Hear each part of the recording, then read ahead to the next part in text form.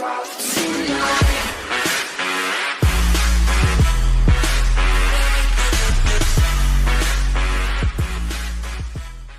who have little contact with those from outside their own neighborhoods are overwhelmingly more likely to have voted for Brexit, according to the first in-depth study of the social attitudes that drove the vote to leave the EU. People who had socialized with friends from a different part of Britain were 9% less likely to have voted for Brexit than those who had not, whatever their income. Those who had spent time with a resident of another country were 15% less likely. However, adults who still live in their childhood hometowns are 10% more likely to feel globalization had had a negative impact on their lives. The results provide the clearest indication yet of a widening social and cultural gulf between Britain's metropolitan areas, which were predominantly pro-EU, and provincial communities that backed Brexit. According to the findings, voters in culturally diverse urban areas who socialize widely, such as Lambeth, where 79% backed continued EU membership, are much more likely to have positive attitudes towards the EU, globalization and diversity.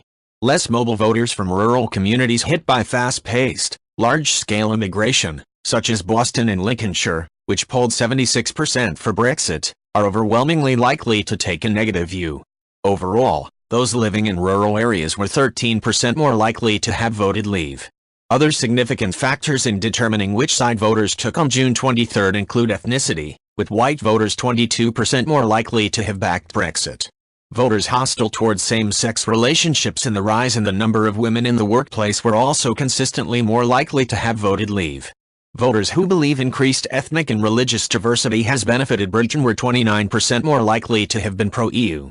The report also provides a stark illustration of the political divides revealed by the UK's vote to leave.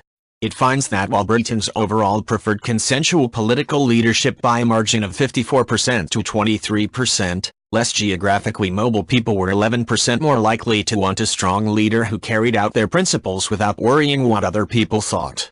Young people without a degree are the group most likely to support strong leaders. YouGov surveyed 1,661 adults between 23 and August 24, 2016, weighted to reflect a nationally representative sample. If you like this video, please leave a like and subscribe.